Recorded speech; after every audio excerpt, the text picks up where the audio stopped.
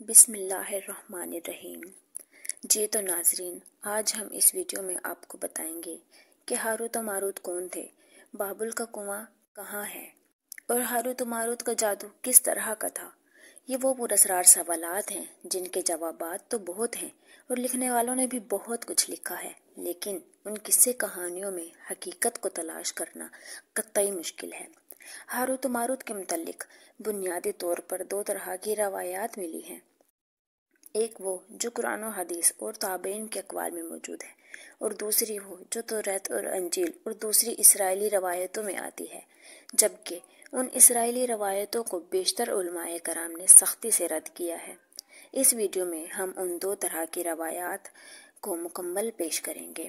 روایتوں کے مطابق حضرت ادریس علیہ السلام کے زمانے میں ایک مرتبہ آسمان اور زمین کے درمیان سے پردوں کو ہٹا لیا گیا، تو فرشتوں نے زمین میں آباد انسانوں کو دیکھ کر تعجب کیا اور بولے، یا رب العالمین، ہم تو گناہوں کے قریب بھی نہیں جاتے، جبکہ یہ بنی آدم گناہوں میں ہی مبتلا ہیں۔ اگر ہم ان کی جگہ ہوتے تو ہم کبھی تیری نافرمانی نہ کرتے۔ اللہ پاک نے ارشاد فرمایا، انسانوں کو غصہ اور شہوت دی گئی ہے۔ اگر یہ چیزیں تمہیں دی جائیں تو تم بھی اسی طرح گناہ میں ملوث ہو جاؤ گے، لیکن پھر بھی فرشتوں نے کہا، اے اللہ، ہم ایسا ہرگز نہ کریں گے۔ لہٰذا اللہ کے حکم سے فرشتوں نے اپنی جماعت میں سے دو بہترین اور اطاعت گزار فرشتوں کو چن لیا، جن کا نام ہاروت و ماروت تھا۔ اللہ نے ان دو فرشتوں میں انسانی فطرت اور شہوت ڈال کر دنیا میں بھیجا۔ وہ شہر بابل میں دو خوبصورت انسان بن کر آئے اور قاضی کے کام پر مقرر ہو گئے، جہاں وہ لوگوں کے درمیان فیصلے کیا کرتے تھے۔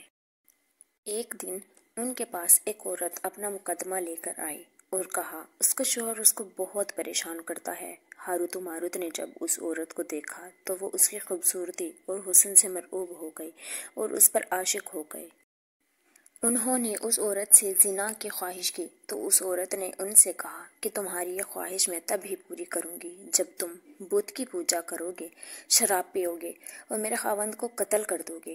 ہاروت و ماروت نے شراب کو چھوٹا سا گناہ سمجھ کر پی لیا اور نشے کی مستی میں دو اور کبیرہ گناہ کر بیٹھے۔